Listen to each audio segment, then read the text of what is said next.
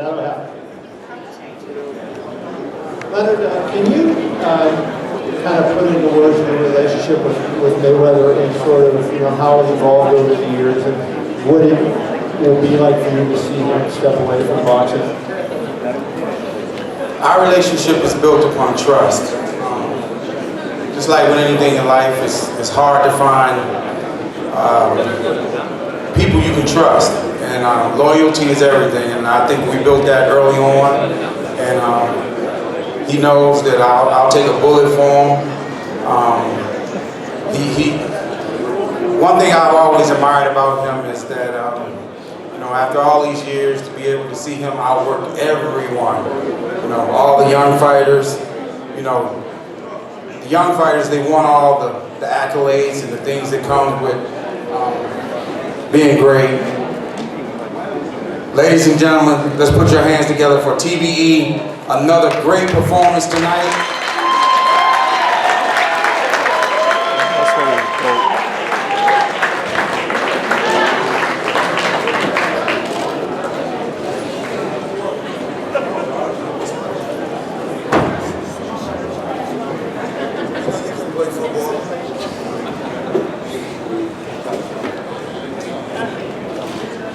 We're gonna get right to it. Let me get something to drink real quick.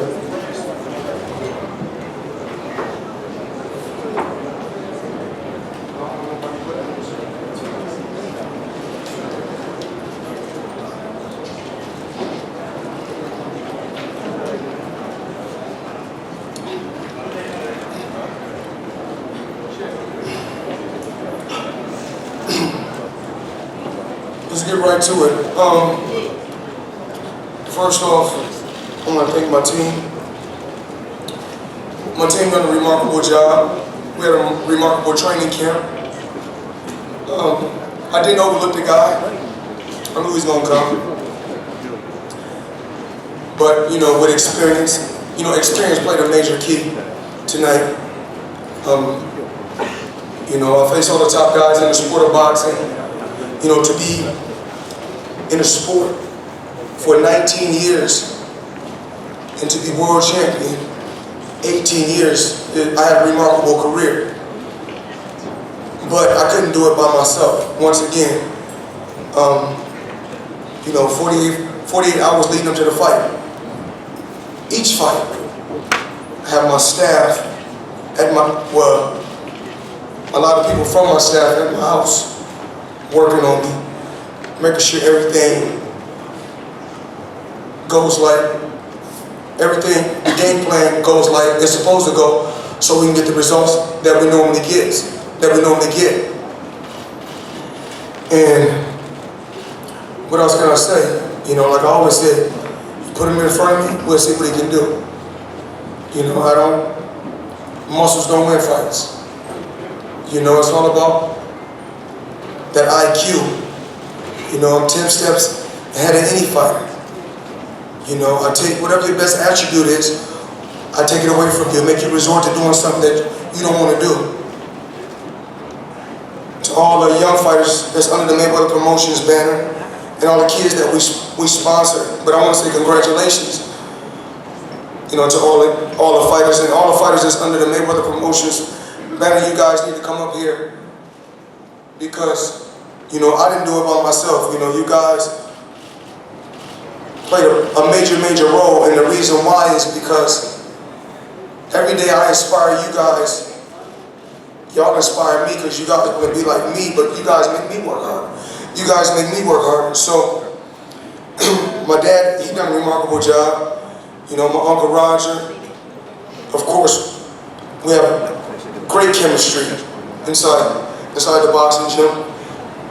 And just the young fighters. It's time for another fighter to step up, hopefully, and break my records.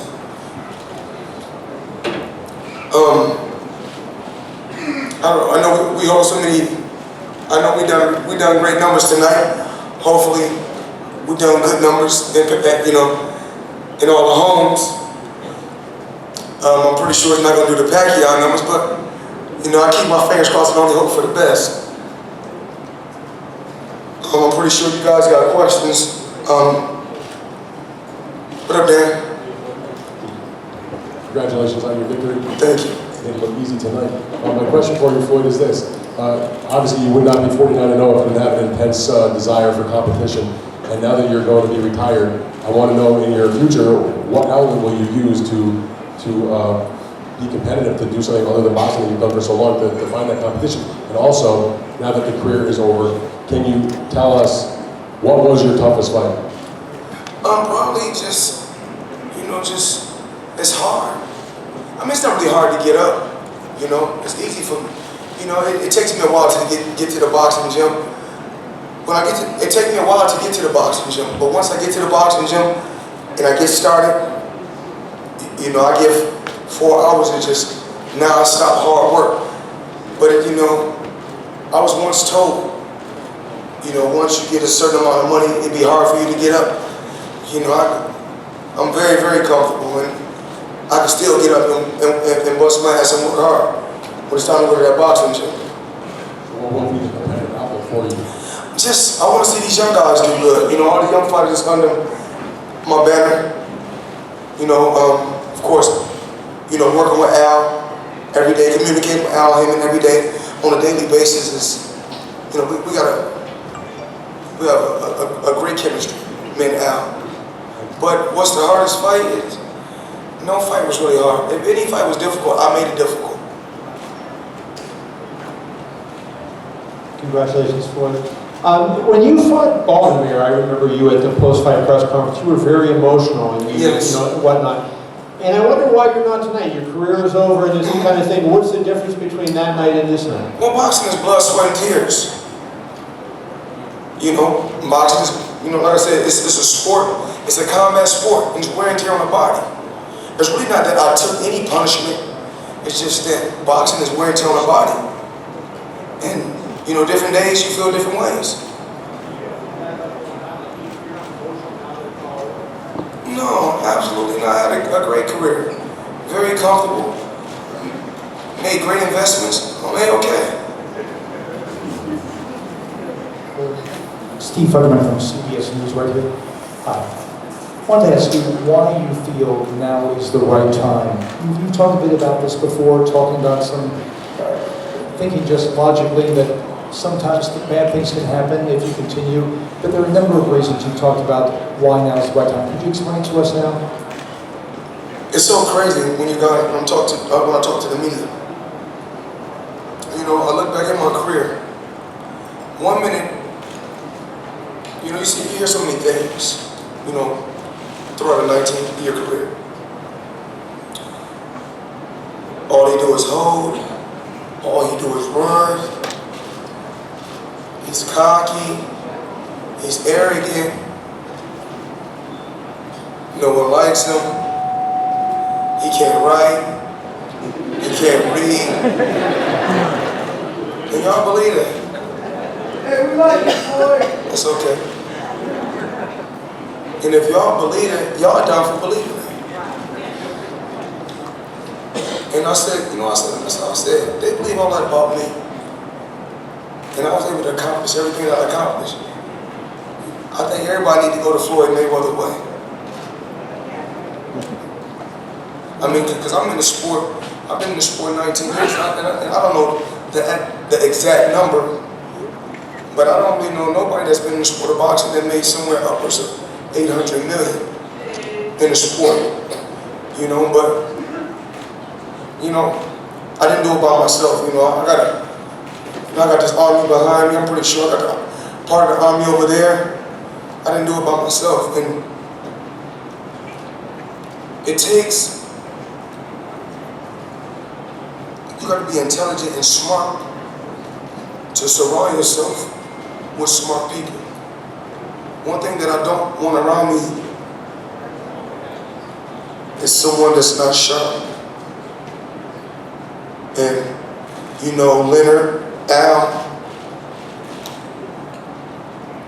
when I went to CBS and Showtime, when I went to them, they told me, and this some people don't know. People thought that I did HBO wrong. I didn't. What people didn't know, my contract with HBO was up years ago. Years ago.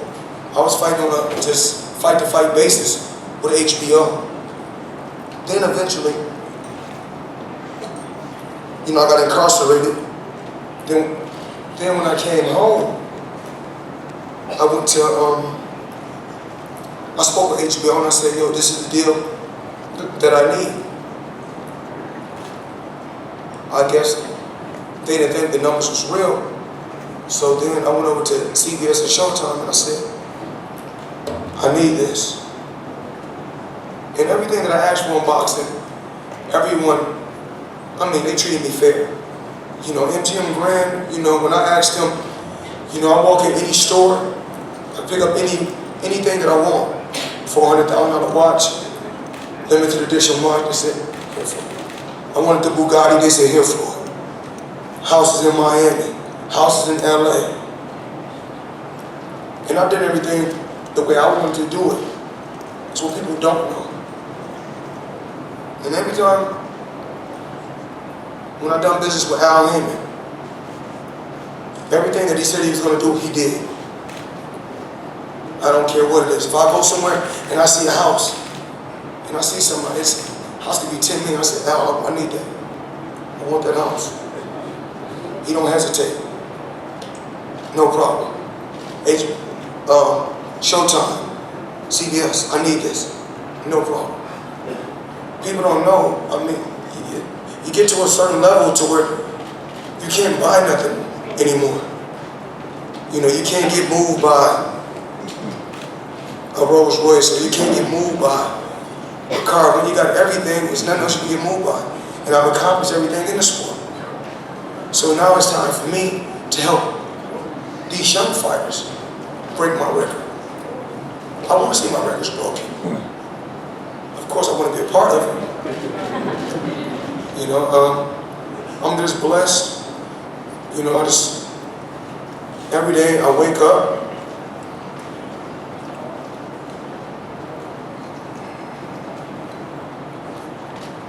and I'm just appreciative to be in this predicament.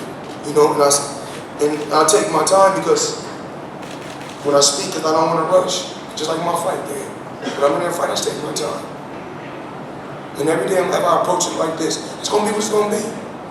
And one thing me and my father talked about in the back, and he tell you, we had a record conversation, we was back there hanging out.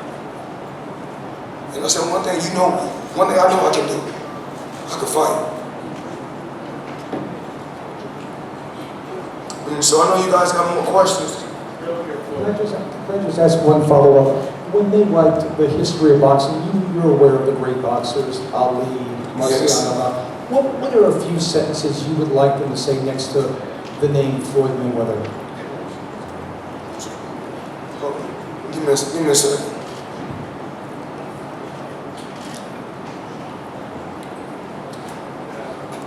It's crazy. I've been in sport my whole life. I've been in the sport of boxing my whole life.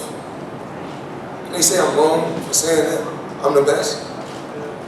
Why get in sport your whole life? Say that it's another fighter that's better than me. I've been in sport my whole life.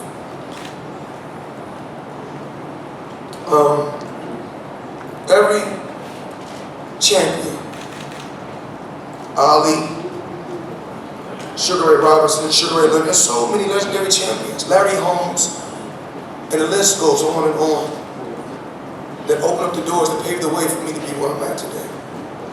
I'm appreciative. But these young fighters that's in the audience, they know the truth. They know the fighters say, we want to be like Mayweather. It's not cool to take punishment. You know, I got a little bump in the bruise, but it's okay. You know, I know I made somewhere upwards of 70 million tonight, but it's okay. We live and we learn. And that's what I tell these guys all the time. You know, I'm not perfect, but I try to be a perfectionist. And you know, when I'm in the corner, even when my dad is giving me instructions, even if it's something I know that's not working, I'm not going to talk back. Because 50 laws of power never outshine the master.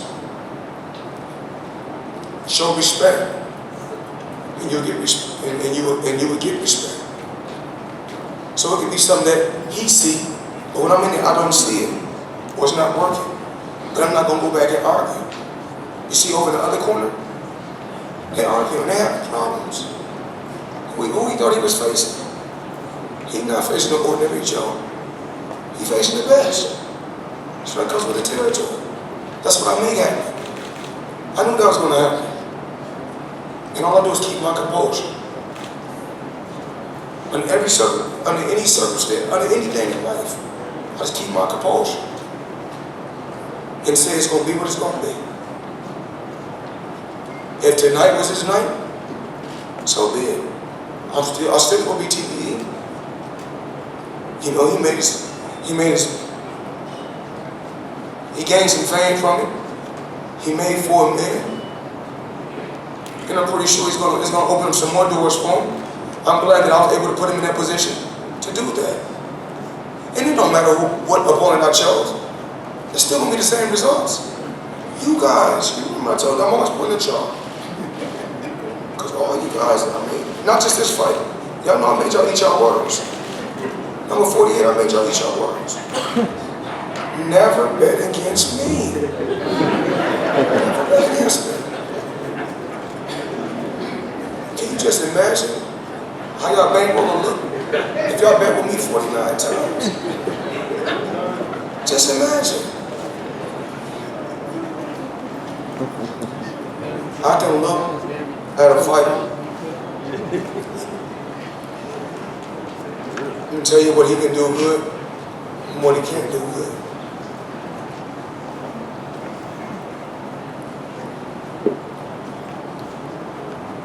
For starters, a lot of fighters don't even stand on their pivot. You must be on your pivot. For starters, it's the first thing I learned. And I one of the key things that I learned in my career for movement. Pivot.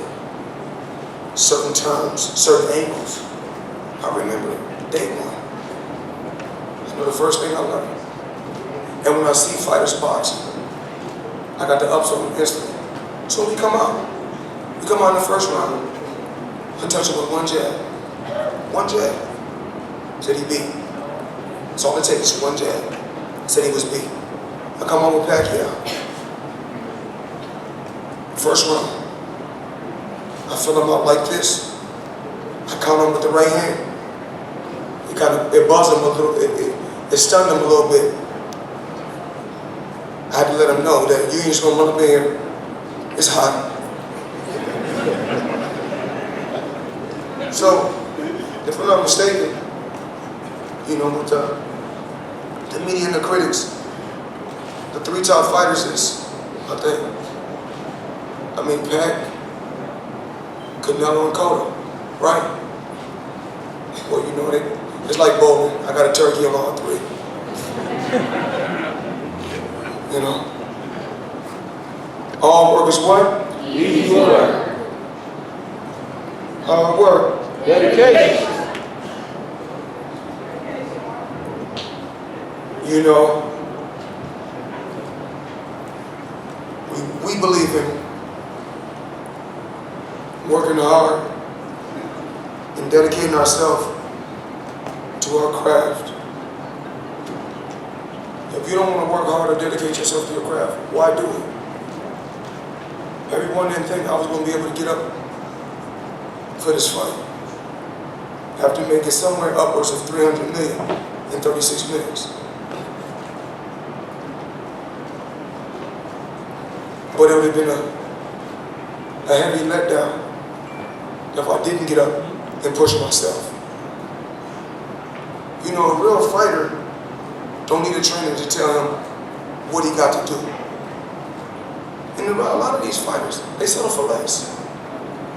They get a title, they get a couple belts, they get a couple million.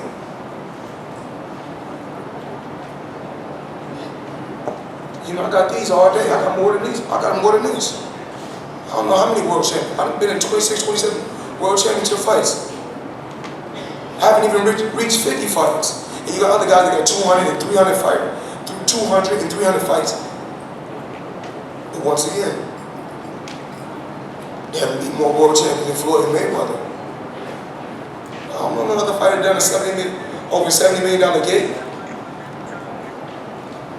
I don't know another fighter that landed on a higher percentage than I did. I don't know another fighter that make it look so easy. I make it look so easy. And you know, I hear everything that's going on.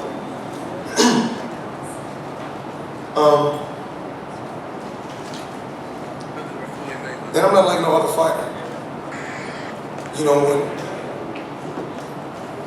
I'm not gonna let my trainer down. Cause I'm not gonna let myself down. So if my trainer go say something, I'm gonna back it up. Cause I'm the type of guy. My team believe in me, and I believe in my team. And as long as they keep believing in me, we're gonna continue to be successful. Cause I teach them how to fish. I don't fish for them. And every day we got young talent. We got young fighters, 16, 17, that we're building. We're working every day. And eventually they'll get to where they need to get to. Now, but I told them the truth. Do I think it's gonna be another fighter to ever get that type of money in one night? It's gonna be tough. It's gonna be tough.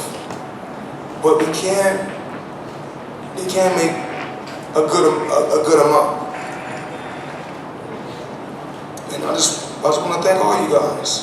And I'm pretty sure I got more questions. Where we at? Let's go. Floyd Costello from the Triple M Network. You've always been really articulate about your goals in your career. Retire undefeated, retire healthy. Is there anything that you would have liked to have done as you sit here now calling it into this career? Or is this moment exactly how you imagined it to be? Well, my ultimate goal was to become a pay-per-view star. You know, when I was young, because I came out to Vegas, they was flying me first class when I was 17. They brought me out to Vegas, and I can remember, I was too young, but I was playing the slot machines and moving around Vegas. They had me staying in suites. And then I think I got a little older. I came to see Mike Tyson fight before. And I seen the things that he did, and I was impressed. And then I got 19. Then me and Mike Tyson used to train at the same gym, boxing gym. Golden Gloves. It's tore down now. And then I seen a Bentley.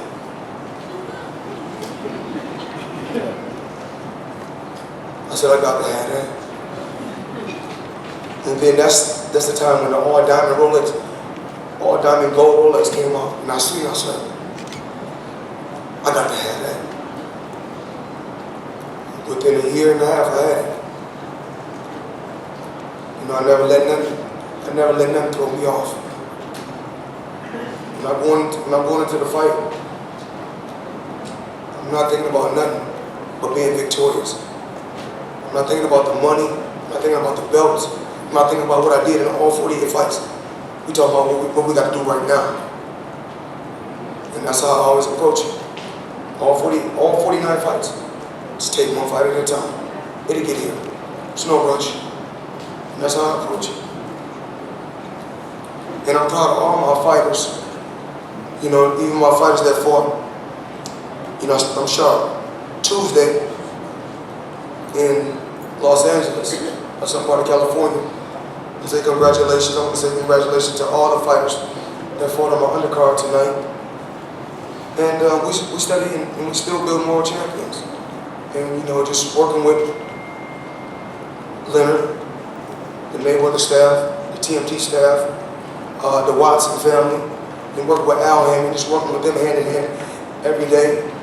You know, as long as we keep working together, you know, nothing can stop us. Because, believe it or not, we are boxing. Floyd. Floyd, when you took your longest breaks, congratulations, by the way. Thank you. When you took your longest breaks before, it seemed like there was someone out there that could kind of stoke those fires to come back. Hey, give me a call. When you think of when you look at the current landscape of boxing, are you convinced that there's no one out there that's going to do that for you in the next year or so? No, I'm okay. You know, I had a game plan. I had a game plan from the beginning. You know, like I told you, fighters think, most people think right now. I have a longevity game plan. I always knew. I wanted to be outspoken. Give me a coffee. I'm sorry. I wanted to be outspoken, be one of a kind. And at one particular time, I wanted fame. When I was young, I did. Now, you know, when I'm older and wiser, I wish I would just got the fortune, but if I wouldn't have got the fame, then I wouldn't be where I'm at. So everything plays out for a reason. Everything happens for a reason. You know, when I just sit back and just think about my career, all I did was just take one fight at a time. I never overlooked anyone. But what these fighters don't do is what I've done. You know, within a year, when I was like 19 going to 20 or 20 years old, I was already a millionaire. And even though I was already rich, I go to my promoter. At that particular time, it was Top Rank. And I walk into the office, and I say, well, put my name on the board. So you just fought, so put my name on the board again. They say, Floyd, we cannot afford to pay you. Because remember, I was in the '96 Olympics. So I was a hot prospect, and I was one of the, at that particular time, one of the highest paid one of the highest paid fighters under their banner. Of course, I think at that particular time, Oscar De La Hoya was their highest paid fighter at that time. But I was one of their highest paid fighters because I think my first fight, I got like 25,000. And you know, and and then I was making like, you know, 80s and stuff. But crazy story, and this for all the young fighters.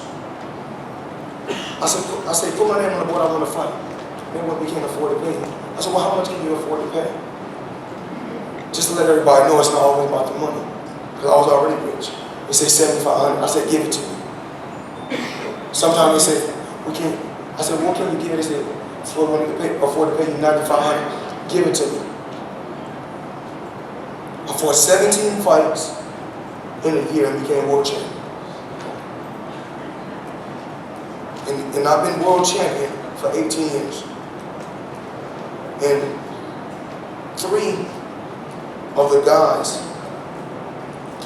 guys may they rest in peace, but they all played a major key in my career. Chiquinito Hernandez gave me my shot. May he rest in peace. Diego Corrales, you know,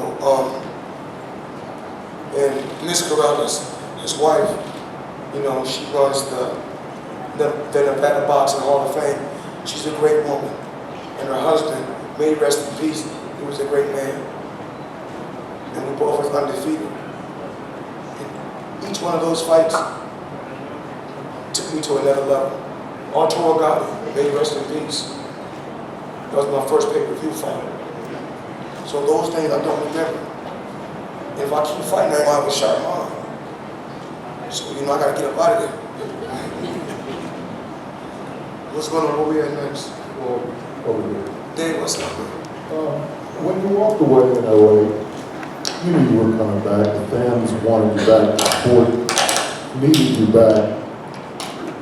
As those scenarios play themselves out again over the next months and years, and they will, how can you be sure that you'll avoid the temptation? No, I'm okay. No, Dave, I'm okay. You know, money has been thrown at me.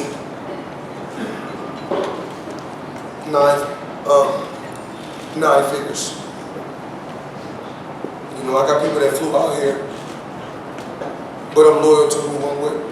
I'm loyal to Showtime. I'm loyal to CBS. Numbers have been thrown at me to stay in the sport. But you know what's so crazy?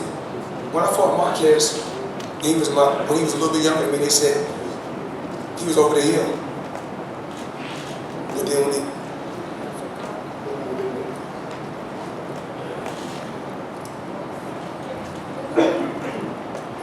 okay, we're dressing up for me, baby. Dressing up for me. There's so many double standards. Like, damn if I do, damn if I don't. When Mosley was, when I fought Mosley, I don't really know his age was, but I think we was like 4 years apart or something like that. We both was in our 30s. But then they say he was over the hill. When I fought De La Hoya, he was younger than I am now, but when I fought him, they said he was over the hill. But when I beat Marquez and he came back and knocked out Pacquiao, but when I beat him, they said he was over the hill, but when he beat Pacquiao, they didn't say that. I mean, I just say, that's how they are. You've said over the years that you know where you're slipping and where you're not quite as good as you've been in the past. And now that your career's over, can you share with us where you think you've slipped in the last 3 or 4 years? Slip like what? Where you I was slipping a lot of shots tonight. You're also going the ropes to conserve energy and save your legs a little bit. You're a different fighter than you were. Absolutely not. No, I wasn't. I mean, that's the game plan. That was the game plan. It's chess. Don't worry about it. You know my master at this, Pops. That was the game plan. When I went back to the corner, my dad said, keep doing what you're doing. And I said, I just want to thank, Otis, Boza, Eddie Mustafa. I mean, there's so many guys, my guys from Hollywood and you see somebody at McDonald's. Hold on, baby, I got you.